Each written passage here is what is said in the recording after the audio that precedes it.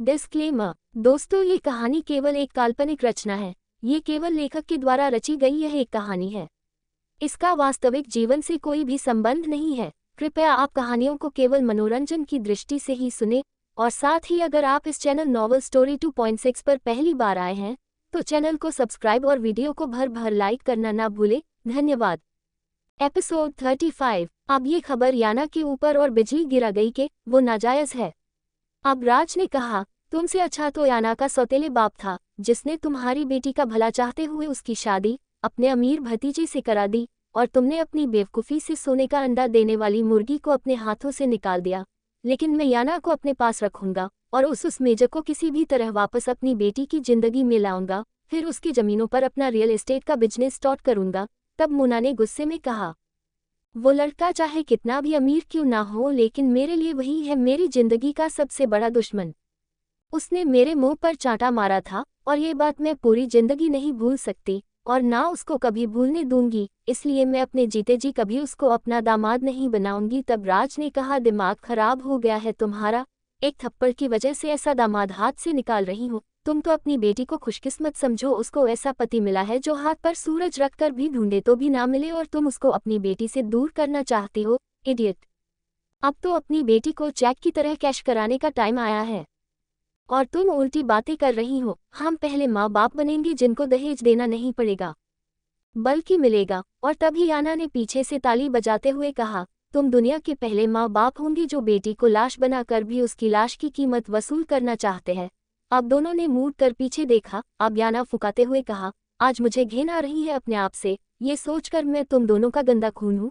काश मैं पैदा होते ही मर जाती, तो आज शर्म से मरने को दिल नहीं चाहता। अब मोना ने आगे बढ़ते हुए कहा, याना बेटा ये क्या कह रही हो आप? अब याना ने हाथ के इशारे से मोना को वहीं रुकने का इशारा दिया और चीखते हुए कहा, मत कहो मुझे अपनी बेटी, क्योंकि तुम मेरी माँ नहीं हो सकती। तुम तो एक ऐसी जहरीली नागिन हो जो खुद अपनी बेटी की खुशियों को डस गई।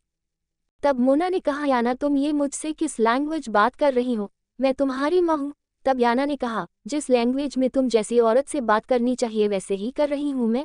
और तुम खुद को माँ कहते हुए शर्म नहीं आती, क्योंकि तुमने एक माँ होकर अपनी बेटी को अपने ही यार के आगे पेश कर दिया, जिसके साथ खुद तुमने नाजायज रिश्ते बनाए। उसी इंसान से तुम मेरी शादी कराना चाहती थी। अब मोना को एक गहरा शौक लगा। अब याना ने रोते हुए कहा, अगर माँ तुम जैसी होती है तो मैं दुआ करती हूँ हर बेटी बिना माँ की रहे।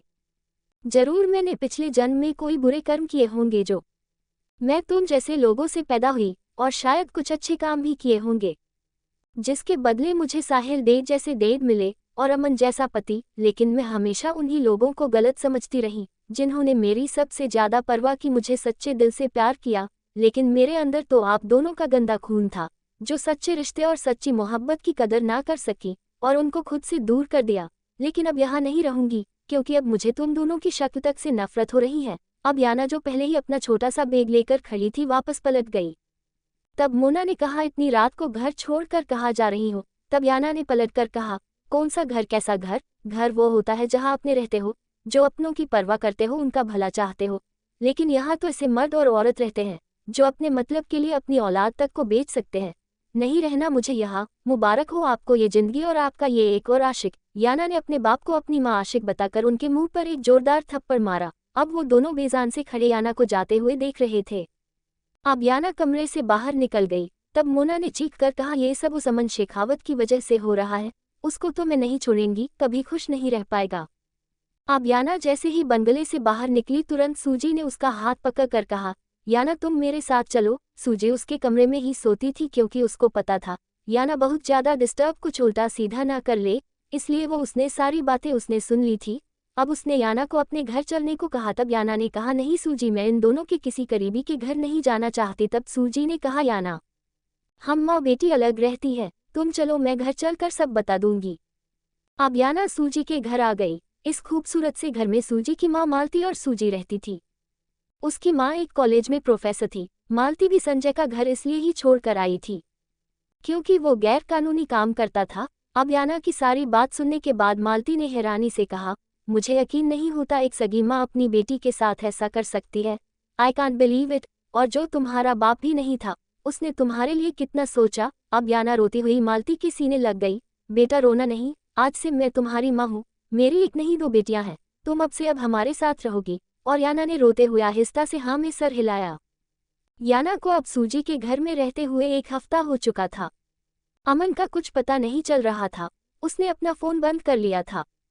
अब सूजी ने कहा यार नेट पर उसके परिवार के बारे में तो पता चल रहा है, यहाँ तक कि उसके बाप दादा के बारे में भी लिखा है, वो कोई राजस्थान की रजवाड़ों का शाही घराना है, लेकिन अमन का या उसकी फैमिली का कोई परमानेंट एड्रेस नहीं है।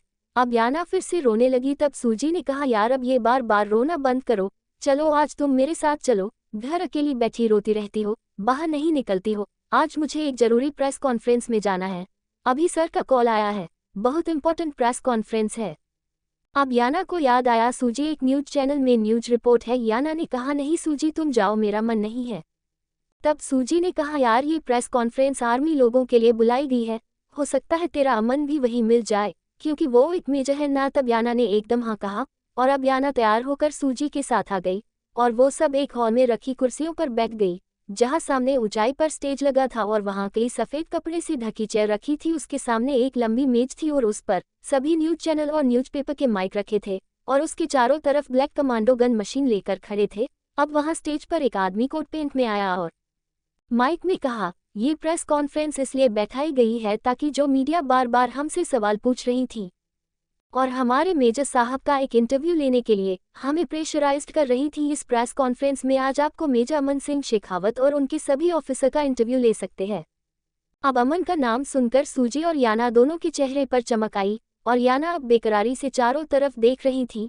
अब उस आदमी ने कहा आज हम आपको चेंग ली ग्रुप के प्रोजेक्ट को कैंसिल करने के बारे में भी बात करेंगे। हमने वो प्रोजेक्ट क्यों खत्म किया जिसको हमारे देश के लोग रोजगार का सुनहरा मौका समझ रहे थे, उसकी असली सच्चाई आज आपको पता चलेगी, किस तरह से ये लोग हमारे देश की मिट्टी को हमेशा के लिए बांझ करने और हमारी हवाओं में जहर घोलना चाहते थे, लेकिन हमारे आर्मी ने हमें इस आने वाले संकट से हमें बचा लिया। उन्होंने आज ये साबित कर दिया है हमारी आर्मी हमारी सुरक्षा सिर्फ बॉर्डर पर ही नहीं करती बल्कि देश के अंदर भी करती है और हमारे देश को ऐसे छुपे दुश्मनों से बचाने के लिए हमारी गवर्नमेंट ने अमन सिंह शेखावत को परमवीर चक्र से सम्मानित किया है। इसलिए जोरदार तालियों से स्वागत कीजिए हमारे army general major Aman Singh Shekhawat का और उनके साथ काम करने वाले ऑफिसर का। और अब सब खड़े होकर तालियां बजाने लगे और धड़ाधड़ फोटो खींचने लगे। सूजी भी फोटो लेने लगी। अब याना ने देखा अमन नेवी ब्लू कलर के 3-पीस सूट में था, बाल जेल से सेट थी, कानों में हीरे के टॉप्स चमक रहे थे, हाथ में कीमती गोल्ड की घड़ी थी, आंखों पर काला चश्मा, वो बेहद हैंडसम लग रहा था। वहां खड़ी लड़कियां अपना दिल थाम कर रह गई और अमन के लिए अलग अलग कॉम्प्लीमेंट्स देने लगी। Wow what a handsome major, मैं तो पहली नज़र में ही घायल हो गई। और याना अब अपनी बेवकूफ़ी पर आंसू बहा रही थी जिसने इस हीरे की कदर नहीं की। अब सब तालियां बजा रहे थे और याना बहुत उम्मीद लेकर अमन को देख रही थी, शायद वो उसको देखेगा, लेकिन अमन याना के बराबर से ऐसे निकल कर आगे बढ़ गया जैसे याना भी इस भीड़ का हिस्सा हो। अब वो सब ऑफिसर भी अमन के साथ स्टेज पर जाकर बैठ गए और अब तालियों रुकी और फिर जैसे सवालों की बौछार हो गई। अब अमन और उसके ऑफिसर बहुत आराम से सबके सवालों के जवाब दे रहे थे। अब एक रिपोर्ट ने अमन से पूछा, सर कहते हैं हर कामयाब आदमी के पीछे एक औरत का हाथ होता है, क्या आपके पीछे भी किसी औरत का हाथ है, क्योंकि आपने इतनी कम उम्र में इतना बड़ा मुकाम हासिल कर लिया है जहां लोग बूढ़े होने के बाद पहुंचते हैं। तब अमन ने मुस्कुरा कर कहा, नहीं ये बात मेरे लिए बिल्कुल नहीं है, मेरी कामयाबी के पीछे मेरी माँ की दुआएं हैं और मेरे बड़ों का आशीर्वाद है, क्योंकि मुझे आर्मी ऑफिसर बनते देखना मेरी माँ का ही सपना था, लेकिन अफसोस वो इस सपने को पूरा होते नहीं देख सकी। अब एक और रिपोर्ट ने कहा, क्या मैं कुछ आपसे पर्सनल सवाल पूछ सकती हूँ? अब अमन ने हाँ में जवाब दिया। अब उस लड़की ने पूछा, सर आपकी शादी हो चुकी है? इस सवाल पर याना और सूजी दोनों के कान खड़े हो गए और साथ में वहां बैठी दूसरी लड़कियों के भी, और याना का जिस्म कान बनकर अमन का जवाब सुनने को बेकरार हो उठा। अब अमन ने एक सरसरी सी निगाह याना पर डालते हुए कहा, नहीं अभी नहीं, और याना का दिल छन से टूट गया। अमन ने एक भी बात ऐसी नहीं कही थी जिसमें याना के बेताब दिल को तसल्ली मिल जाती। अब दूसरी लड़की ने एक अदा से पूछा, किस टाइप की लड़की से शादी करना चाहते हैं आप? अब अमन ने कहा, मैं एक गांव का सीधा सादा बंदा हूँ और अपने लिए एक ऐसी ही लड़की चाहता हूँ जो मुझे संभाल सके, मेरे परिवार संभाल सके। जिस तरह एक लड़की अपने हमसफर में अपने बाप की परछाई देखना चाहती है, वैसे ही मैं भी अपनी बीवी में अपनी मार्क्स देखना चाहता हूँ, जिसने मेरे बाबूजी को और मेरे बाबूजी के परिवार को संभाला है। मैं भी चाहता हूँ मेरी बीवी भी सब ऐसे ही मुझे और मेरे परिवार को संभाले।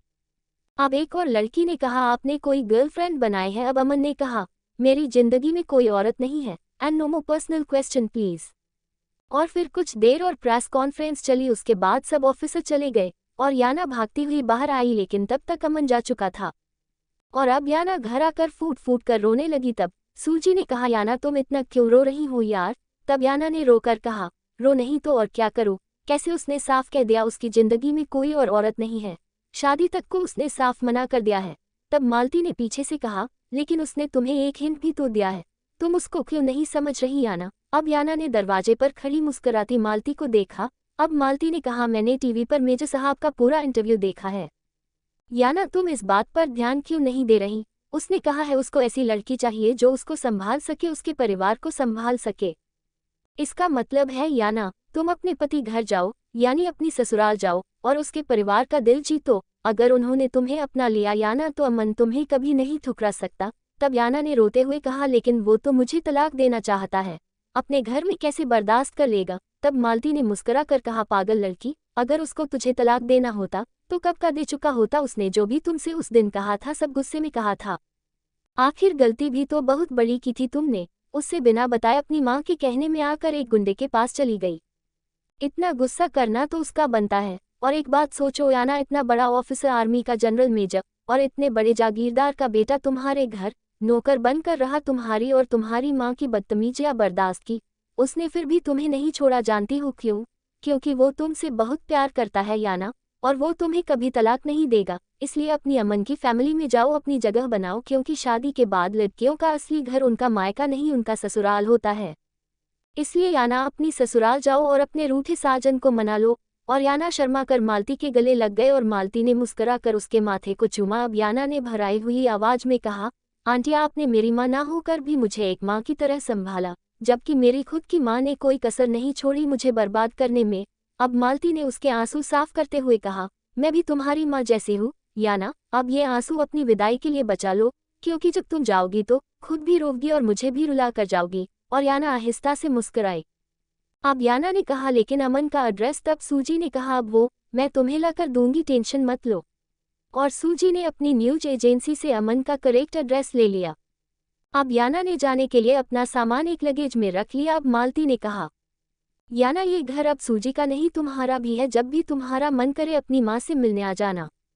और याना एक बात और याद रखना, वहाँ जाने के बाद हो सकता है तुम्हें अमन या उसके परिवार के गुस्से का सामना करना पड़े, क्योंकि वो लोग तुम्हारी माँ की वजह से तुम्हें एकदम नहीं अपनाएंगे। इसके लिए तुम्हें खुद को मजबूत करना होगा और खासकर अमन के गुस्से को बर्दाश्त करना होगा। और अगर तुम अमन की तरह डटकर खड़ी रही, जैसे वो तुम्हारे दिल में अपनी जगह बनाए बिना पीछे नहीं हटा, ठीक वैसे ही तुम्हें अपने ससुराल वालों के दिल में और अमन के दिल में पहली जैसी जगह बनाए बिना पीछे नहीं हटना है। और अगर तुम डटकर खड़ी रही तो यकीन मानो जीत तुम्हारी होगी। अब याना फिर से मालती के गले मिली और एयरपोर्ट पर जाने के लिए निकल गई। सदियों से चला आ रहा है, लोग दुनिया पर राज करना चाहते हैं और इसके लिए उनको चाहिए बेपनाह ताकत और बेहिसाब पैसा, लेकिन अभी तक ये मुमकिन नहीं हो सका, क्योंकि ऐसी कोई ताकत नहीं थी जो इनको दुनिया पर राज करा सके। लेकिन एक दिन इन काली दुनिया के लोगों को एहसास हुआ एक अद्भुत ताकत का, जिसको वश में करने से वो दुनिया पर राज कर सकते थे। और वो ताकत थी एक जिन की, लेकिन कई सौ साल तप और अमल करने के बाद भी ये अघोरी, जादूगर, तांत्रिक, आलिम लोग उस शक्ति को कब्जे में नहीं कर सके, क्योंकि उसको कब्जे में करने के लिए देनी थी एक ऐसी बलि जिसको जानकर सब पीछे हट गए। लेकिन अचानक उन सबको पता चला कि वो अद्भुत ताकत गुलाम बन चुकी थी, एक इंसानी योनि में जन्मी एक मामूली सी लड़की की, जिसका नाम दिल था। और आखिर क्यों बन गई थी इतनी बड़ी ताकत गुलाम एक लड़की की? क्या इस लड़की ने दी थी वो बलि? और अब ये काली दुनिया के लोग मारने पर तुले थे इस लड़की को, लेकिन वो अद्भुत ताकत हिफाजत कर रही थी उस लड़की की, और ये लड़की थी हर बात से अनजान। तो क्या कभी जान पाएगी दिल इस अद्भुत ताकत को, और क्या अंजाम होगा एक जिन और लड़की की मोहब्बत का? एपिसोड 36। अब याना मुंबई से राजस्थान तक का सफर तय करके फाइनली राजस्थान एयरपोर्ट पर उतर गई। अब उसको याद आया मालती ने कहा था जाने से पहले उनके घर के लिए कुछ ले लेना, हो सकता हो अमन के छोटे भाई बहन हो। तो अब याना इधर नजरें दौड़ाने लगी, तब उसको कुछ ही दूरी पर एक बड़ी सी कन्फेक्शनरी शॉप दिखाई दी। अब याना वहां गई और साथ में वो आहिस्ता आहिस्ता गुनगुना भी रही थी, आज उनसे मिलना है हमें, आज उनसे कहना है हमें, चलो उनके लिए कुछ लेते चले और उनको दुआएं देते चले, थोड़ी गुजिया वुजिया लेते चले, थोड़ी बर्फी वर्फी लेते चले, आज उनसे मिलना है हमें, आज उनसे मिलना है हमें। याना बहुत खुश थी। अब उसने कई डिब्बे मिठाई के कैरेमल ड्राई केक लिए और खूब सारी चॉकलेट सब पैक कराया और उन सब को लगेज की ऊपरी चैन में रख लिया और अब बाहर खड़ी इधर उधर देख रही थी जब एक टैक्सी ड्राइवर वहां आया।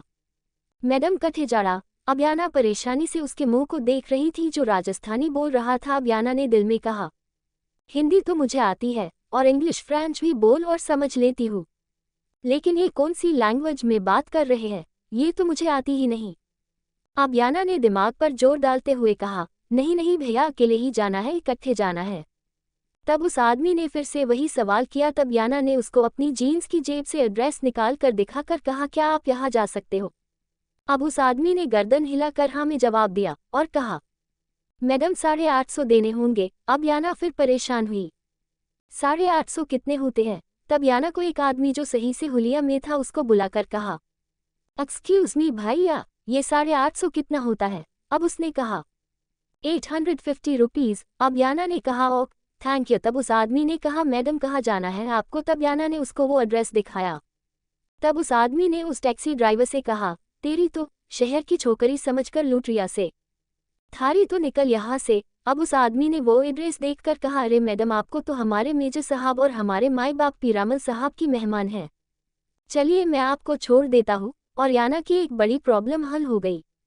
अब वो रास्ते भर अमन और उसके परिवार की तारीफ करते हुए गया और याना बस मुस्कुरा कर सुन रही थी। उसकी बातों से इतना अंदाजा हो गया था, अमन का परिवार गांव का काफी इज्जतदार परिवार है।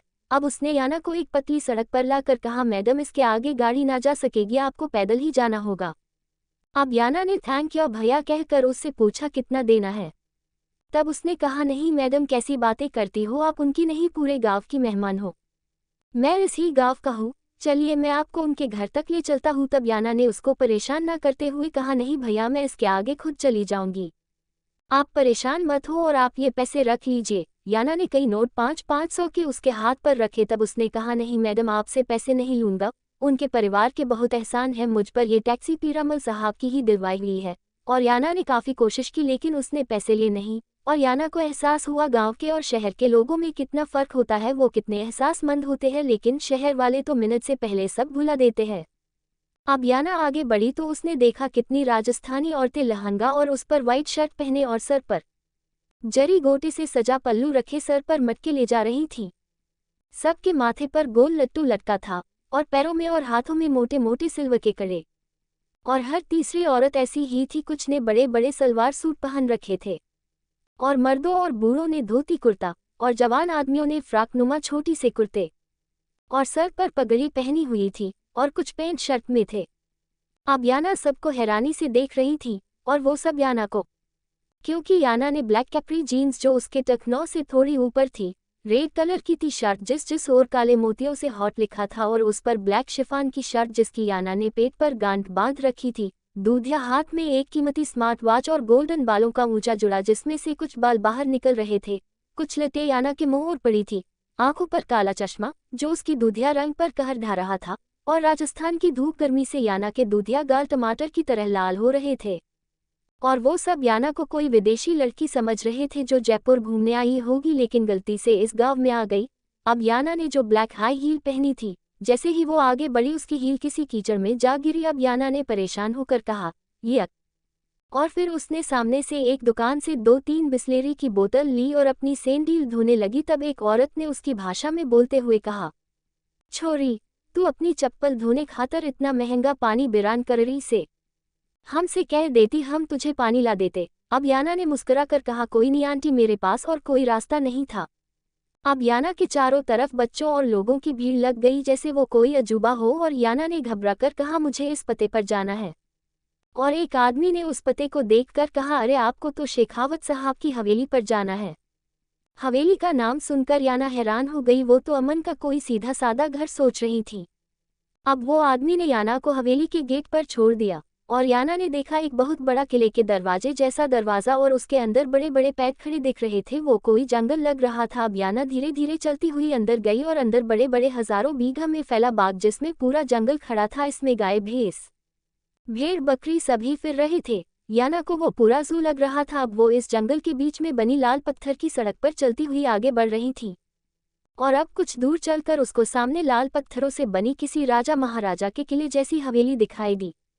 उसका दरवाज़ा फतेहपुर सीकरी जैसे बुलंद दरवाजे जैसा था और उसके ताक में कबूतर के बोलने की आवाज़ें आ रही थीं। अब याना उस दरवाजे के अंदर आ गई और वहाँ बहुत बड़ा आंगन जहाँ लाल पत्थरों का फर्श था और चारों तरफ फूल लगे थे और बीच में कई फव्वारे और उसके चारों तरफ कमरों के दरवाजे और ऊपर झरोखे, सब जगह चिड़िया कौवे बैठे थे। अब याना को एक सामने चमकते बहुत बड़ा दरवाज़ा देखा। अब याना हैरान थी, ये कोई हवेली है या महल? याना के पैर दुख गए थे चलते चलते, लेकिन उसका सफ़र खत्म नहीं हो रहा था। अब याना उसके अंदर गई जहाँ से बहुत सारी लड़के लड़कियों की हंसने की आवाज़ें आ रही थीं। अब याना जैसे ही अंदर एंटर हुई, सामने दो लड़के आपस में लड़ रहे थे और कई लड़कियां हंस रही थीं। अब एक लड़का भागता हुआ याना की तरफ आया और याना जो हैरान परेशान सी दरवाजे पर खड़ी थी, एकदम वो लड़का याना से टकराया और याना की एक चीख निकली और तभी उस लड़के ने गिरती हुई याना को अपने एक हाथ में संभाल लिया। और अब सबका ध्यान याना की तरफ गया जो आंखें मिचे सूरज के एक हाथ में किसी गुड़िया की तरह गिरी हुई थी। और अब जल्दी से याना ने आंखें खोली तो वो एकदम सीधी होकर खड़ी हो गई और सूरज अभी तक उसको बेसुध सा मुस्कुरा कर देख रहा था। अब मयंक ने याना को देखकर कहा, आप साहिल चाचा जी की बेटी हो ना? अब याना ने मुस्कुराकर जल्दी से हाँ में गर्दन हिलाए और तब मयंक ने कहा, तो आप दरवाजे पर क्यों खड़ी है, अंदर आइए ना। और याना अब मुस्कुराकर आगे बढ़ी और धारा, पूनम, चंचल और उनकी एक दो सहेलियां सब याना को देखकर हैरान हुई। और याना जो पहले ही सब प्रैक्टिस करके आई थी, एकदम उनको देखकर हाथ जोड़कर नमस्ते कहा और वो मुस्कुरा दी और धारा ने याना को गले से लगा लिया और सूरज अभी तक उसी पोजीशन में खड़ा याना को देख रहा था। तब मयंक ने उसके आगे चुटकी बजाकर कहा, ओ आखिरी दिवाली के हीरो। छोरी अंदर गई, अब क्यों ऐसे बुत बनकर खड़ा है, अब से पहले कभी खूबसूरत छोरी ना देखी। तब सूरज ने कहा, छोरी तो वो थारे को देख रही होगी, महारे को तो अपनी होने वाली बीवी देख रही है। अब मयंक ने कहा कि बकवास कर रहा, उसको आए अभी 5 मिनट नहीं हुए, तूने उसको बीवी बना लिया। तब सूरज ने कहा, मयंक, याना जी वही लड़की है जिसको पहली नज़र में देखते ही महारे को प्यार हो गया था, लेकिन अमन भाई सा ने उसकी माँ का नाम लेकर महारे को डरा दिया था, लेकिन देख महारी मोहब्बत सच्ची थी, वो खुद ही चलकर महारे पास आ गई। तब मयंक ने कहा, छोरा शहरी की छोरी मुंह और दिल तोड़ने में ज्यादा वक्त ना लगाती, इसलिए होश में आ जा। अब याना को वो अंदर डाइनिंग हॉल में ले गई और याना उस महल नुमा हवेली को देखकर हैरानी थी जिसकी सजावट राजा महाराजाओं वाली थी। अब धारा ने कहा कि नाम है आपका? तब याना ने मुस्कुराकर, याना। तब पूनम ने कहा, वाह, आपकी तरह आपका नाम भी बड़ा सुंदर है। तब पूनम की एक दोस्त ने कहा, पूनम, महारे को तो यकीन न आ रहा, इतनी सुंदर छोरी थारी बहन है। तब चंचल ने कहा, क्यों, थारे को कोई शक है, ये महारे साहिल मामा जी की बेटी से। अब धारा ने कहा, मामा जी और मामी जी कहाँ है? तब याना ने कहा, वो अभी घर ही है। तब चंचल ने आंख फाड़ कर कहा कि तुम दिल्ली से अकेली आई? तब याना ने कहा, दिल्ली से नहीं, मुंबई से आई हूँ। तब धारा ने कहा, है राम अकेली भेज दिया तुम्हें? अब याना ने हाँ में जवाब दिया। तब पीछे से सूरज ने कहा, ये शहर की छोरी से, गांव की ना, जिसको बाथरूम में जाने से पहले भी एक जना बाहर खड़ा करो।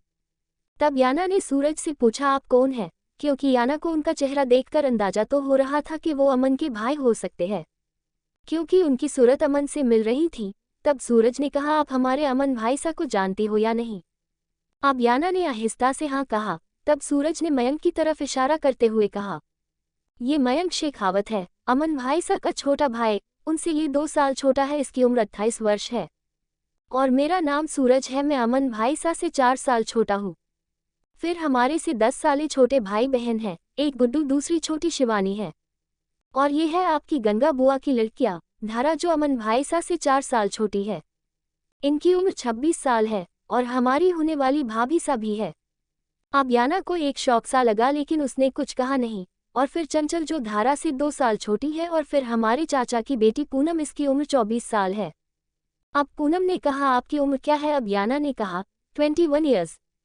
तब पूनम ने सूरज की तरफ देखा तो सूरज ने कहा, 21 साल। अब याना सबको मुस्कुरा कर देख रही थी। तब पीछे से स्कूल यूनिफॉर्म में शिवानी और गुड्डू खड़े थे। अब शिवानी ने कहा, ये इतनी सुंदर माखन मलाई जैसी छोरी कौन है महारे घर में? अब याना ने देखा, एक लड़की ग्रीन सलवार सूट यूनिफॉर्म में लाल रिबन से 2 चोटी बांधे एक 14 साल की लड़की खड़ी थी, जिसकी आंखें और सूरत बहुत हद तक अमन से मिल रही थी। अब सूरज ने कहा, ये है महारी नटखट और लाडली बहन शिवानी। तब शिवानी ने कहा, सूरज भाई सा, जे माखन मलाई कौन से? अब सूरज ने कहा, शिवानी तमीज से बात करो, तुम्हारी बड़ी बहन से। तब शिवानी ने कहा कि गलत कहा मैंने, अब जैसी ये दिखती है वैसी तो कहूंगी। और अब याना मुस्कराने लगी। अब गुड्डू ने कहा, ओहो ये तो बिल्कुल फिल्मों वाली सोनी कुटी है। ये तो अपने फोटो से भी ज्यादा सुंदर से, महारे को तो यकीन नहीं आ रहा इतनी सुंदर महारी बहन हो सके। अब याना ने मुस्कुराकर उन दोनों को अपने पास बुलाया और अपने लगेज से बहुत सारे चॉकलेट और मिठाई केक के डब्बे निकाल कर दिए और शिवानी गुड्डू बहुत ज्यादा खुश हुए और याना को थैंक यू कहा। अब मयंक ने मुस्कुराकर याना के सर पर हाथ रखकर कहा, अरे गुड़िया इस सब की क्या जरूरत थी, आप आ गई हमारे लिए तो यही बहुत खुशी की बात है। अब धारा ने मयंक को इशारा करते हुए किचन की तरफ बुलाया और मयंक ने आंख के इशारे से आने का कहा। तब याना ने उन दोनों को मुस्कुरा कर देखा और दिल में कहा, ओह तो ये मेरी होने वाली देवरानी है, यानी मयंक भाई की होने वाली बीवी, इसलिए सूरज इनको भाभी बुला रहा था। हाउ स्वीट, कितनी बड़ी फैमिली है मेरी। अब पूनम चंचल सब किचन में चली गई और सूरज एक टूक याना के चेहरे को देख रहा था। उसकी तो नजर ही याना के चेहरे से नहीं हट रही थी।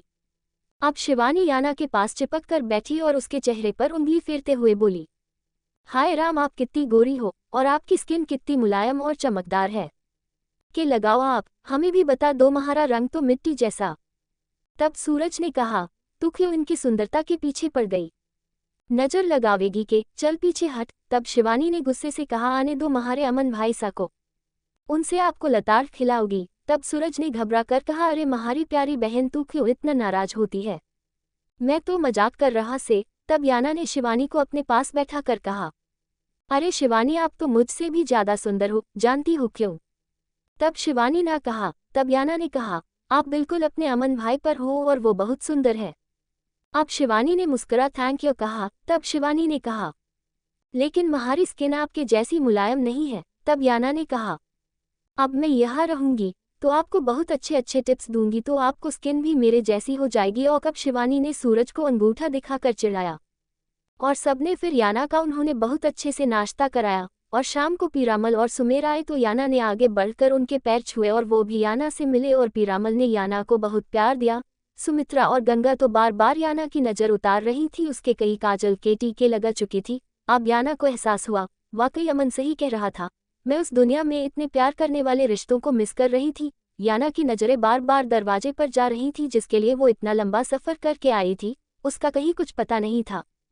अब अमन शाम को वापस आया तो शिवानी भागते हुए उसके पास आए और एकदम शिवानी ने कहा, अमन वीर जी, आपको पता है आज हमारे घर में बहुत ही सुंदर छोरी आई है, बिल्कुल माखन मलाई जैसी, इतनी गोरी के बताओ। अब अमन हैरान हुआ और मुस्कुरा कर कहा, ऐसी कौन सी मक्खन मलाई लड़की आ गई हमारे में। अब अमन जैसे ही अंदर आया तो सामने याना उसके परिवार के बीच बैठी मुस्कुरा कर बात कर रही थी और अमन को एक गहरा शौक लगा क्योंकि उसकी तो वहम गुमान में भी नहीं था याना उसके परिवार में आ जाएगी। एपिसोड 37। शाम को पीरामल और सुमेर बाहर से आए तो याना ने भागकर उन दोनों के पैर छुए क्योंकि आने से पहले वो सब जानकारी लेकर आई थी।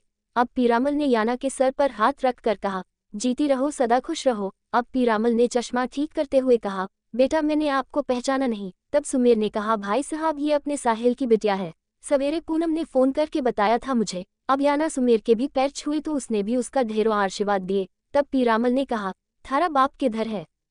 याना को पूनम ने धारा को राजस्थानी भाषा के कुछ जरूरी वर्ड्स के बारे में बता दिया था ताकि याना ज्यादा कंफ्यूज ना हो, इसलिए याना अब थोड़ा बहुत उनकी भाषा समझ पा रही थी।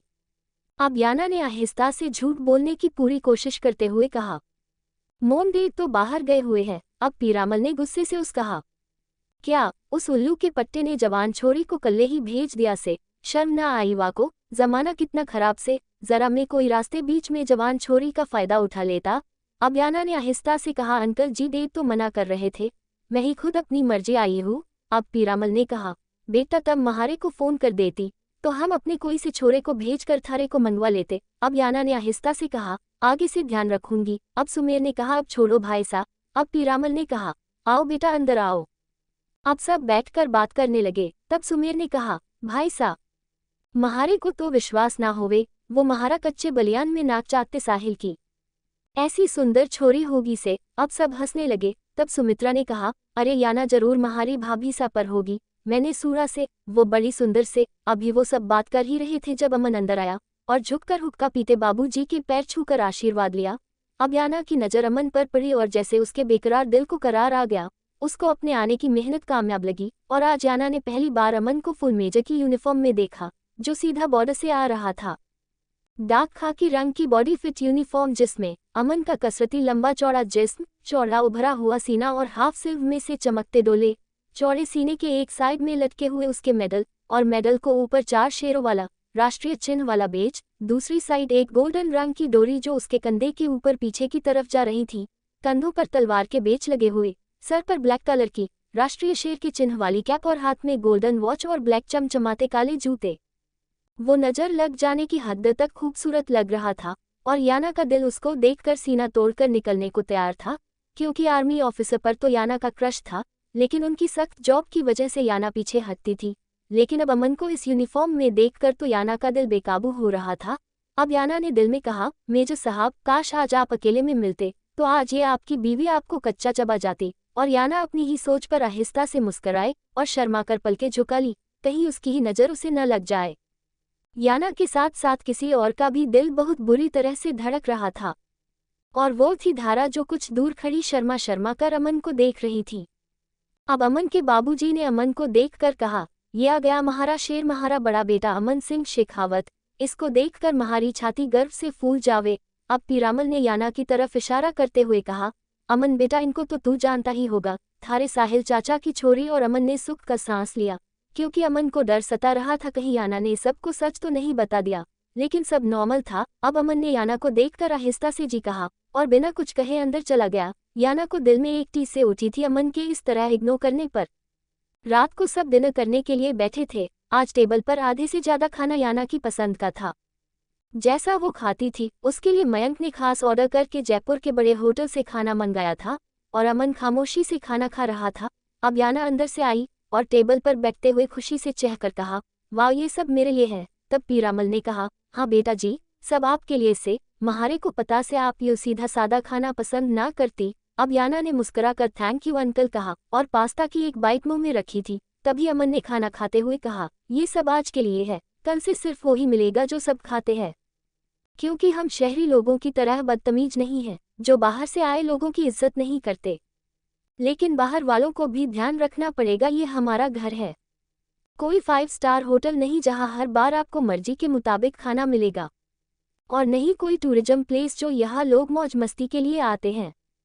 इसलिए ये आपके रहीसी के चोंचले यहाँ नहीं चलेंगे। अब याना को वो निवाला मुंह से उतारना भारी हो गया, आंसुओं का एक गोला गले में फंसकर रह गया। तब पीरामल ने गुस्से में कहा, छोरा तू किस तहरियो बात करा छोरी से, कि बाहर किसी के गेल लड़के आरिया से, और या छोरी बाहर वाली ना से, ये महारी बेटी से, या थारे साहिल चाचा की छोरी से। तू भी तो इनके घर पे गया, अगर ये थारे साथ ऐसे करती तो कि तू टिक जाता, इतने बरस वहां इन्होंने भी तो इज्जत दी होगी थारे को, और तू ऐसे बेइज्जत करा छोरी को। अब अमन गुस्से में कुर्सी धकेल कर खड़ा हो गया और टिश्यू से हाथ साफ करते हुए याना की तरफ देखकर कहा, जो सर झुकाए अपने आंसुओं को पी रही थी, हाँ बाबूजी, बहुत इज्जत दी है इन लोगों ने मुझे, इतने के आपको बता भी नहीं सकता। ये कहकर अमन ने टिश्यू प्लेट में फेंक कर मारा और बाहर निकल गया, और अब याना के रुके हुए आंसू बाकायदा बह निकले और अब सब उसकी तरफ लपके और उसको समझाने लगे। अब पीरामल ने कहा, ना ना बेटा रोना, या महारा छोरा थोड़ा सा सरफेरा से, दिल का बुरा ना है, जरूर बाहर किसी के गेल लड़ भीड़ के आया होगा, और गुस्सा घर में उतार दिया। अब याना ने थोड़ा बहुत उनके समझाने पर गले से खाना उतार लिया और अंदर चली गई। अब सूरज ने कहा, पर बाबूजी, अमन भाई सा को भी सोचना चाहिए। याना जी पहली बार हमारे घर आई से, कि सोचेंगी वो हमारे बारे में, कि हम एक दिन भी उनको उनकी पसंद का खाना ना खिला सकते। अब सुमेर ने कहा, पता नहीं कि हो गया से अमन को, ऐसा छोरा तो ना महारा अमन। अब याना अपने रूम में आई और अपनी हथेलियों से आंसू रगड़ने लगी और अब उसका मन किया वो यहाँ से भाग जाए, लेकिन तभी उसके कानों में मालती की आवाज टकराई, याना तुम्हें वहाँ डट के रहना पड़ेगा, क्योंकि वहाँ तुम्हें अमन के गुस्से का सामना भी करना पड़ेगा। अगर तुम डटी रही तो जीत तुम्हारी होगी। अब याना ने अब डटे रहने का फैसला कर लिया और अपनी हथेलियों आंसू रगड़ते हुए कहा, मेज, आप चाहे जितना मुझे बेइज्जत कर ले, लेकिन अब आपके सामने आपकी बीवी खड़ी है, जो डटकर आपका सामना करेगी, लेकिन आपको छोड़कर नहीं जाएगी। अगले दिन दोपहर में अमन और उसके भाई दोपहर का खाना खा रहे थे। पीरामल सुमेर खेतों में जा चुके थे। सुमित्रा और गंगा जानवरों की देखभाल करने चली गई थी। गुड्डू शिवानी स्कूल चले गए। घर में बस यंग जनरेशन थी। अब वो तीनों भाई बैठे हुए खाना खा रहे थे। धारा और चंचल खाना परोस रही थी। अब धारा ने कहा, ये याना अभी तक क्यों ना उठी से, कि टेम हो रहा। चंचल जरा देख कर तो आया छोरी को सब ठीक से। अब अमन ने निवाला मुंह में रखते हुए, धारा तुम उसकी टेंशन मत लो, वो शहर में रहने वाली अमीर बाप की बिगड़ी हुई औलाद है। उसका दिन दोपहर 1 बजे के बाद निकलता है। अब धारा ने आहिस्ता से अमन से कहा, आप क्यों उस छोरी के साथ ऐसा बर्ताव करे हो, कितनी प्यारी और भोली सी तो है। कल भी आपने उसको रुला दिया था। अब अमन ने धारा के याना को भोली कहने पर हंसते हुए कहा, वो और भोली, पूरी शैतान की नानी है वो, और जिसके रोने पर तुम्हें इतना तरस आ रहा है धारा, ऐसा ना हो एक दिन तुम्हारे आंसुओं की वजह भी वो भोली सी प्यारी सी छोरी बन जाए। तब धारा ने कहा, आप इसका ही कह रहे हो, वो क्यों तुम्हारे आंसुओं की वजह बनेगी। तब अमन ने खीरे का पीस मुंह में रखा और अपनी प्लेट में झुककर कहा, क्योंकि वो शहरी लड़की है, उसकी चोंचले झेलना हर किसी के बस की बात नहीं है, इसलिए जल्द से जल्द उसका बोरिया बिस्तर यहाँ से गोल कर दो। अब सूरज से बर्दाश्त ना हुआ और एकदम गुस्से में लेकिन आहिस्ता से कहा, वो कहीं ना जाएंगी अमन भाई सा, याना जी यही रहेंगी, और मैं उठा लूंगा उनके चोंचले पूरी जिंदगी। मैं संभाल लूंगा उन्हें, आप लोगों को फिक्र करने की जरूरत ना है। अब सूरज के इस तरह कहने पर सबने चौंक कर उसे देखा और सूरज की बात सुनकर अमन के तन बदन में आग लग गई, क्योंकि याना अमन की बीवी थी और कोई और मर्द उसको संभालने की बात कर रहा था, चाहे वो उसका सगा भाई ही क्यों ना हो। ये अब अमन की बर्दाश्त से बाहर था। अब अमन ने गुस्से में कहा, क्यों संभालेगा तू उसे, मतलब क्या है तेरा उससे। अब अमन का पारा गर्म देखकर सूरज ने आहिस्ता से कहा, मैं तो ये कह रहा था अमन भाई सा, ये घर याना जी का भी उतना ही है जितना सारी छोरियों का, वो इस घर में वो क्यों ना रह सके। अब अमन शांत हुआ, लेकिन तभी याना की एक जोरदार चीख बाहर के आई और सब उठकर उसके कमरे की तरफ भागे। अब अमन ने अफसोस से गर्दन हिलाते हुए कहा, लो हो गया शुरू इसका ड्रामा। अमन आराम से बैठा खाना खाता रहा। अब अमन ने देखा मयंक कुछ शर्मिंदगी से नजरें झुकाकर अमन से नजरें चुराता हुआ टेबल पर आकर बैठ गया, और फिर धारा और चंचल पूनम भी कुछ हंसती हुई बाहर आई और उनके चेहरे पर भी कुछ शर्म से लाल हो रहे थे। अब अमन को कुछ अजीब सा लगा और वो अब खुद उठकर याना के कमरे में गया, और उसने जो नज़ारा देखा अमन के तन बदन में आग लग गई। याना ने फ्रॉक स्टाइल शॉर्ट नाइटी पहन रखी थी, जिसकी सटेप उसके कंधे पर बंधी थी और वो याना के घुटनों से काफी ऊपर थी, और याना बेड पर पड़ी छिपकली को देखकर बेड के क्राउन पर चढ़कर खड़ी हुई थी, और नीचे से उसकी सफ़ेद दूधिया टांगे और थाई चमक रही थी। यहाँ तक कि उस फ्रॉक के नीचे पहनी रेड कलर की पैंटी भी साफ चमक रही थी, और सूरज बार बार नजरें झुकाए उसके बेड पर पड़ी छिपकली को भगाने की कोशिश कर रहा था, लेकिन शर्म के मारे वो भी ऊपर नहीं देख पा रहा था। अब अमन का गुस्से से बुरा हाल हो गया और वो गुस्से में कमरे में गया और बैग पर चढ़कर याना का बाजू सख्ती से पकड़ा और उसको नीचे खींच कर लाया, और नीचे कालीन पर मुंह के बल फेंक कर मारा और गुस्से से दहाड़ कर कहा, ये क्या वाहियात कपड़े पहने हैं तूने। और याना अब बुरी तरह काम गई, क्योंकि धक्का देने की वजह से उसके माथे पर बेड का कोना लग गया था, जिससे एक खून की बूंद चमक उठी थी। अब अमन ने याना का नाजुक बाजू पकड़कर एक झटके से उसको ऊपर उठाकर दहाड़ते हुए कहा, तुझे जरा भी होश नहीं, ये जवान लड़कों का घर है, यहाँ मेरे जवान भाई रहते हैं, और तू यहाँ अपने जिस्म की नुमाइश कर रही है, घटिया औरत। अगर दोबारा मैंने ये बेहुदा कपड़े तेरे बदन पर देखे तो मिट्टी का तेल छिड़क कर आग लगा दूंगा तुझमें भी और तेरे इन जिद्दों में भी। अमन किसी जख्मी शेर की तरह आंखों में चिंगारियां लिए याना को देख रहा था, और याना किसी घबराई हुई हिरनी की तरह डर से थर थर कांप रही थी। खून की बूंद माथे से बहती हुई उसके गाल पर आ गई थी, और तभी याना को एक झटके से धारा ने अपनी तरफ खींच लिया, और याना एकदम धारा के सीने में छुप गई और बिलक बिलक कर रोने लगी, और अमन अभी भी खून बरसाती नजरों से याना को घूर रहा था। अब धारा ने याना को किसी छोटे बच्चे की तरह सीने में दबोच लिया। अब धारा पहली बार अमन से गुस्से में बोली, कि हो गया है आपको, ऐसे क्यों बर्ताव कर रहे इसके साथ, अभी याना बच्ची है, ना समझ है, गाँव के तौर तरीके ना जानती से, इसलिए गलती हो गई, हम समझा देंगे, आप क्यों इस पर इतना गुस्सा करे से।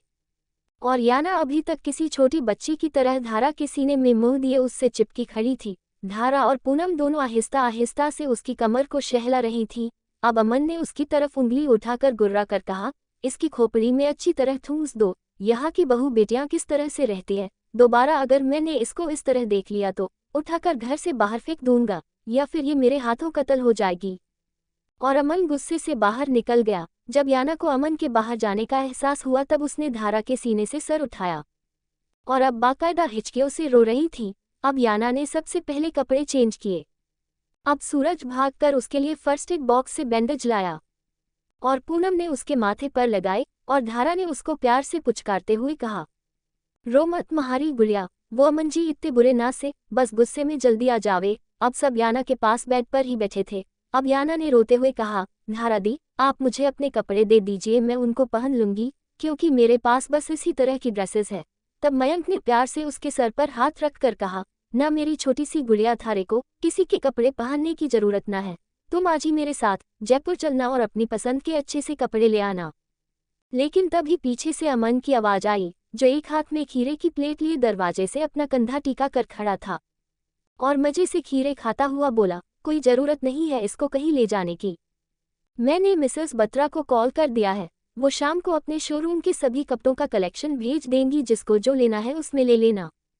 अब याना ने जोर नजरों से अमन को देखा, जो black lower black body fit T shirt में खड़ा हुआ बाला का हैंडसम लग रहा था और माथे पर उसके शिल्की बाल बिखरे हुए थे।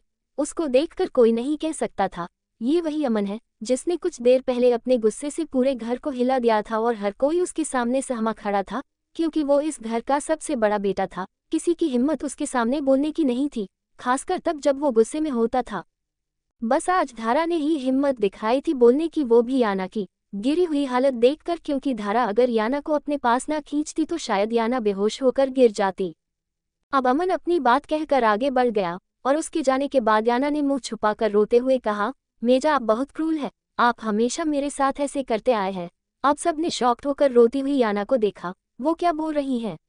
अब सूरज ने कहा, याना जी क्या किया है अमन भाई सा ने अब से पहले भी आपके साथ। और अब याना बुरी तरह बौखला गई, क्योंकि वो अपने रोने के चक्कर में ही भूल गई थी कि वो कितने लोगों के बीच बैठी है। एपिसोड 38। और अब याना बुरी तरह बौखला गई, क्योंकि वो अपने रोने के चक्कर में ये भूल गई थी कि वो कितने लोगों के बीच बैठी है। तब याना ने संभल कर कहा, मेरा मतलब है जब से मैं यहाँ आई हूँ वो मुझे कुछ ना कुछ कहे जा रहे हैं। तब मयंक ने कहा, तुम फिक्र मत करो, मैं आज ही अमन भाईसा से बात करूंगा। रात को याना के डिनर के लिए फिर से तैयारी हो रही थी, लेकिन अब याना ने सख्ती से मना कर दिया कि वो वही खाएगी जो सब खाते हैं। तब सूरज ने कहा, आप अमन भाईसा की बात का बुरा मत मानो, वो बस अपनी ड्यूटी की वजह से थोड़े चिड़चिड़े रहे और कुछ ना। लेकिन याना ने कहा, नहीं, मैं इस खाने को खा खा कर बोर हो गई हूँ, अब मैं आपके साथ आपके जैसा खाना खाना चाहती हूँ, प्लीज। अब उनके लाख समझाने पर भी याना नहीं मानी। तब सूरज ने बाहर आकर मयंक से कहा, अब याना के खाने से बचाई हुई रकम का ताजमहल बना लेंगे अमन भाईसा। अब डिनर पर याना सबके साथ उनके जैसा ही खाना खा रही थी, पहली बार प्योर वेज खाना खा रही थी। उसको वो खाना अच्छा तो लगा, लेकिन ज्यादा बटर वाला और स्पाइसी होने की वजह से कम ही खाया। आलू के पराठे में मक्खन ऊपर से डाला गया था और याना को इतना सारा बटर देखकर झुर्री सी चढ़ने लगी। लेकिन अमन बिल्कुल सिंपल खाना खा रहा था। वो खाने में उबले हुए चने थे और कुछ दाल थी और उसमें दही मिक्स थी, और अमन आराम से चम्मच से खा रहा था। अभी याना खाना खा रही थी जब पीरामल ने पूछा, बेटा तुम कितने बहन भाई हो। तब याना ने आहिस्ता से कहा, अंकल जी मैं इकलौती हूँ। तब पीरामल ने कहा, देख बेटा, पहले तो मैं थारा अंकल ना से, तू भी महारे बच्चों की तरह महारे को बाबूजी बोलेगी, और दूसरा तू इकलौती ना से, थारे चार भाई से और 4 बहन हैं। अब याना के खाना खाते हुए एकदम हाथ रुक गए और उसने घबराकर अमन को देखा और मन में कहा, ये क्या बोल रहे हैं, ये मेरे हस्बैंड को मेरा भाई बना रहे हैं। अमन बिल्कुल खामोश था, वो बिल्कुल नॉर्मल होकर खाना खा रहा था। अब पीरामल ने कहा, अमन थारा सबसे बड़ा भाई सा, ये आर्मी का मेजर से और शहर में रहवे से। जब भी कोई छोरा थारे को परेशान करे अमन भाई सा को बता देना, अमन उस छोरे को फिट कर देगा। अब याना को अमन पर गुस्सा आ रहा था, जो उसका भाई बनने को तैयार था, क्योंकि वो अपने बाप की बात पर बिल्कुल नॉर्मल होकर खाना खाने में लगा था, जैसे आज स्प्राउट खाने से ज्यादा और कुछ जरूरी नहीं था। अब पीरामल ने मुस्कुरा कर कहा, ये मयंक है थारा मिंजला बड़ा भाई, ये जज की पाई करा से, और फिर है थारा ये छोटा लेकिन थारा बड़ा भाई सूरज। और इतना सुनते ही सूरज को अनछू लग गए और एकदम कुर्सी छोड़कर खड़ा हो गया और गुस्से से कहा, मैं ना किसी का भाई, महारी बस 4 बहनें, धारा, चंचल, पूनम, शिवानी, और कोई ना। याना जी महारी बहन ना है। अब अमन ने एक झटके से हैरान होकर सूरज को देखा और अब उसके बाबूजी ने गुस्से में कहा, तो होर के याना थारी। अब सूरज ने कहा, समय आने पे बता दूंगा, और सूरज गुस्से में अंदर चला गया और सब सूरज को हैरान परेशान सा देखते रह गए। पूनम और चंचल किचन में काम कर रही थी। अब पूनम ने चंचल से कहा, चंचल मैं थारे से एक बात कहूँ। धारा भाभी से ना कहना। अब पूनम ने कहा, ना कहूंगी, बोल। तब पूनम ने कहा, पता नहीं क्यों चंचल महारे को ऐसा लगता है। अमन भाईसा याना के साथ ऐसा बर्ताव कार्य है जैसे कोई रूठा हुआ मर्द अपनी बीवी से करे, और याना भी अमन भाईसा की बात को ऐसे मान रही से जैसे कोई एक आज्ञाकारी बीवी अपने पति की बात माने, और अमन भाईसा की हर कड़वी बात को चुपचाप बर्दाश्त कर रही। अब चंचल ने कहा कि बकवास करी से ऐसा कुछ ना है। तब पूनम ने कहा कि उथारे को दिख ना रहा, आज अमन भाईसा ना कितना सुनाया याना को उसके कपड़ों की वजह से, और याना ने उनकी बात कैसे एकदम मान ली, एक बार भी ना कहा कि आपको के मतलब है महारे कपड़ों से, या आप होते कौन है महारे ऐसे कपड़े पहने से मना करने वाले। लेकिन उसने एक बार भी ना कहा। और फिर अमन भाईसा ने उसको सादा खाना खाने को कहा तो मजाल उसने दोबारा उस खाने को कहा भी हो, और तो और भी मयंक भाईसा को भी लाने से मना कर दिया।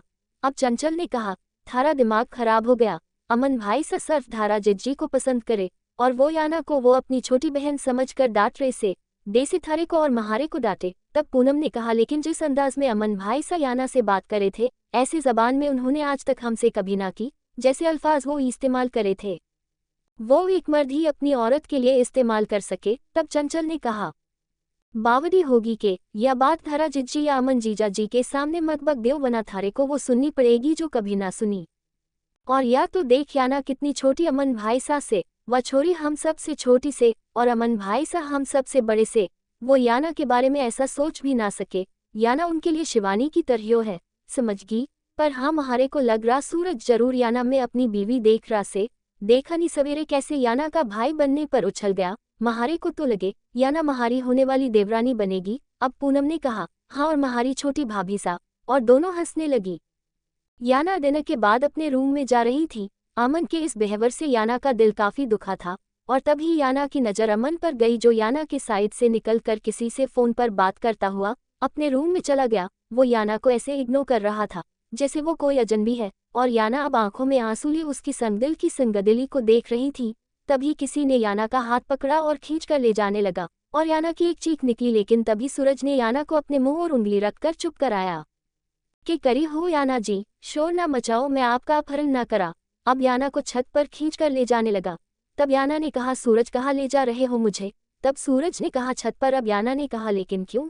तब सूरज ने कहा अभी पता चल जाएगा। और अब वो याना को छत पर ले आया, और याना ने देखा वहां 2 कुर्सी और मेज पड़ी थी, और मेज पर एक बड़ा सा पिज्जा रखा था। अब सूरज ने याना को कुर्सी पर बैठाया। अब याना ने हैरान होकर कहा सूरज ये सब क्या है। तब सूरज ने कहा आपको ना पता ये पिज्जा से। अब याना ने कहा ये तो मुझे भी पता है, लेकिन तुम क्यों लाए। तब सूरज ने उसके और अपने आगे प्लेट रखी और एक पीस उसकी प्लेट में और एक अपनी प्लेट में रखते हुए कहा महारे को पता आपने पेट भर के खाना ना खाया, इसलिए मैं आपके लिए ये आपका फेवरेट डोमिनोज पिज्जा लाया हूँ। अब जल्दी शुरू करो वरना ठंडा हो जाएगा।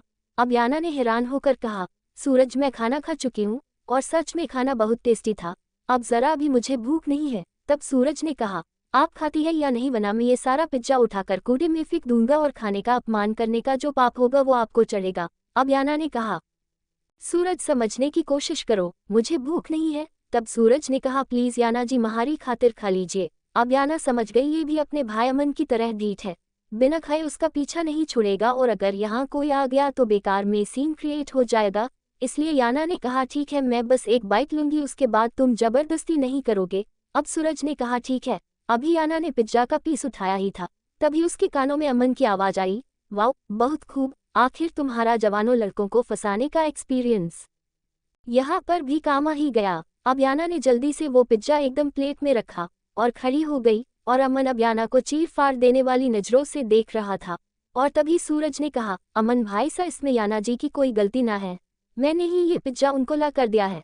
अब अमन ने सूरज से दांत भींच कर कहा तुझसे बात नहीं कर रहा मैं, तू नीचे जा, कल एग्जाम है ना तेरा। अब सूरज ने फिर से कहा लेकिन अमन भाई सा, और तभी अमन ने दहाड़ कर कहा नीचे जा। और अब सूरज भी एकदम घबरा गया, और याना भी सहम कर 2 कदम पीछे हो गई, और अब सूरज खामोशी से याना को देखता हुआ नीचे चला गया। अब याना की टांगे खौफ से थर थर कांप रही थीं। ऐसी तो नहीं थी याना, वो तो अपने पूरे कॉलेज में लड़कों को मुंह तोड़ जवाब देने वालों में से थी। किसी लड़के की हिम्मत याना के सामने ऊंची आवाज में बोलने की नहीं थी। वो तो बड़े से बड़े 30 मार खां की आंखों में आंखें डालकर बात करती थी। लेकिन हाय रे इश्क, इस इश्क ने क्या से क्या बना दिया था इस लड़की को। इस अमन ने याना को एक डरी सहमी सी गुड़िया बनाकर रख दिया था, जो अब अमन के जरा से गुस्से से ही थर थर कांप रही थी। बिना गलती के भी उसके सामने मुजरिम की तरह सर झुकाए खड़ी थी। अब याना ने आहिस्ता से अपनी उंगलियां मरोड़ते कर हकलाते हुए कहा, मैं मना कर रही थी, सूरज से वो जबरदस्ती खिला रहा था। अब अमन ने सख्ती से धीमी आवाज में कहा, मैं ये नहीं पूछ रहा वो तुम्हें जबरदस्ती खिला रहा था या तुमने उससे फरमाइश करके मंगाया था।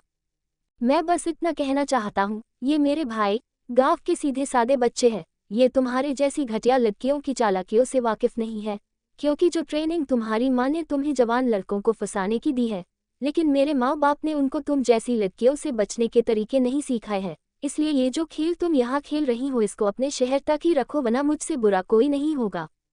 अब याना आंसुओं से भरी आंखों से आंखों में बेयकीनी लिए अमन को देख रही थी। वो कैसे बिना सोचे समझे उसके किरदार पर कीचड़ उछाल रहा था। अब याना ने रुंधी हुई आवाज में कहा, मेजा आप ये कहना चाहते हैं मैं आपके मासूम भाई को फंसा रही हूँ? क्या आप मुझे इतना घटिया समझते हैं? क्या मुझे नहीं पता मयंक और सूरज मेरे देवर हैं? अब अमन ने गुस्से में कहा, किस रिश्ते से तुम उनको देवर समझ रही हो? एक बात कान खोल कर सुन लो, ना मैं तुम्हारा पति हूँ और ना तुम मेरी पत्नी। तुम मेरे घर में एक मेहमान की हैसियत से रह रही हो। कुछ दिन बिताओ और अपनी शक गुम करो यहाँ से, क्योंकि ये शरीफ और इज्जतदार लोगों का घर है। तुम्हारे जैसी घटिया लड़की के लिए जगह नहीं है इस घर में। याना को अपने कानों पर यकीन नहीं हो रहा था। ये अल्फाज उस अमन के हैं जो इसको प्यार करने का दावा करता था, जो इसका पति है, और आज जैसे वो अपने लफ्जों के खंजर से याना की आत्मा को लहूलुहान कर रहा था। अब याना ने रोते हुए कहा, आखिर कितनी घटिया लड़की हूं मैं? आज ये भी बता दीजिए। अब अमन ने याना की आंखों में देखते हुए कहा, जो लड़की 50,000 लोगों के सामने कपड़े उतारने की हिम्मत रखती है, उतनी घटिया हो तुम, जो मेरी नज़रों में एक तवायफ से भी ज्यादा गई गुजरी है, क्योंकि तवायफ एक कमरे में कपड़े उतारती है, तुम्हारी तरह हजारों के सामने नहीं। एक लड़की जो शादी के जोड़े में एक नहीं दो नहीं पूरे 15 आदमियों के बीच पकड़ी जाए, वो भी शर्मनाक हालत में, उस लड़की से ज्यादा गंदी और घटिया लड़की मेरी नज़रों में आज तक कोई नहीं है। अब याना पत्थर की बुत बनी खड़ी थी और पथराए आंखों से अमन को देख रही थी, जैसे उसके वजूद में ना जान है और ना दिल। अब याना ने हिम्मत करके कहा, मेजर साहब, कभी कभी हमारे पास वो लफ्ज़ नहीं होते जो हमें सही साबित कर सके। कभी कभी इंसान का वक्त गलत होता है, इसका मतलब ये नहीं वो इंसान गलत है। और आज मेरा वक्त गलत है, जो आज मैं सही होकर भी गलत हूँ, और मैं चाह कर भी आपको यकीन नहीं दिला सकती। मुझे छूने वाले आप पहले और आखिरी मर्द हो। उस दिन मेरे कपड़े तार तार हुए थे, मेरी इज्जत नहीं, क्योंकि आप सही वक्त पर आ गए थे, और मैं वहां सिर्फ अपने देव को बचाने की खातिर गई थी और मेरी मोम ने मुझे साजिश से भेजा था। लेकिन मैं आज भी आपकी वही याना हूँ। अब याना ने बच्चों की तरह रोते हुए आगे बढ़कर कहा, प्लीज मुझे अपने सीने में छुपा लो, अमन मैं बहुत अकेली हो गई हूँ। मैं सबको ठुकरा कर आपके पास आई हूँ। अब अमन 2 कदम पीछे हो गया और उससे मुंह फेर कर कहा, मुझे घिन आ रही है याना तुमसे, क्योंकि जिस हालत में मैंने तुम्हें उन 15 शर्टलेस लोगों के बीच में देखा था, मैं वो नज़ारा भूल नहीं पा रहा। और मैं नहीं मान सकता, उन 15 लोगों में से किसी एक ने भी तुम्हें इस्तेमाल नहीं किया। अब याना ने रोते हुए कहा, मैं आपको कैसे यकीन दिलाऊं मेजर, मुझे किसी ने इस्तेमाल नहीं किया। अब याना अपना मुंह दोनों हाथों से छुपाकर तड़प तड़प कर रोने लगी। अब अमन ने एकदम उसकी तरफ घूमते हुए कहा, दिला सकती हो एक छोटा सा वर्जिनिटी टेस्ट कराकर? अब याना ने हैरानी से अमन को देखा। अब अमन ने उसको गहरी नजरों से देखते हुए कहा, मेरे फिजिकल होने के बाद तुम्हारी माँ ने तुम्हें फिर से वजन बना दिया था, और अगर तुम्हारे साथ कुछ नहीं हुआ है तो तुम्हें अभी भी वजन होना चाहिए। इसलिए तुम अपना वर्जिनिटी टेस्ट दो तो मैं यकीन कर लूंगा, और अगर तुमने ये टेस्ट नहीं दिया तो मैं समझ जाऊंगा तुम मेजर अमन सिंह शेखावत के काबिल नहीं रही, और जल्द से जल्द डिवोर्स पेपर लेकर यहाँ से दफा हो जाना, वरना मैं खुद तुम धक्के मार कर बाहर निकलूंगा। अब याना ने एकदम तड़प कर कहा, आपका यकीन जीतने के लिए मैं कोई भी टेस्ट देने को तैयार हूँ। तब अमन ने कहा, तो ठीक है, कल मैं तुम्हें कॉल करके सब बता दूंगा टेस्ट कब और कहाँ देना है। और ये कहकर अमन नीचे चला गया और याना एक झटके से जमीन पर बैठ गई और अब फटी फटी नजरों से जमीन को घूर रही थी, क्योंकि आज फिर इकराम ने अपनी सीता को अग्नि परीक्षा देने के लिए मजबूर कर दिया था। तो दोस्तों, आखिर कहानी में आगे क्या होगा, यह जानने के लिए इस स्टोरी को सुनते रहिए सिर्फ और सिर्फ novel_story_2.6 चैनल पर। और अगर कहानी आप सभी को पसंद आए तो वीडियो को लाइक, कमेंट और शेयर जरूर करें। धन्यवाद।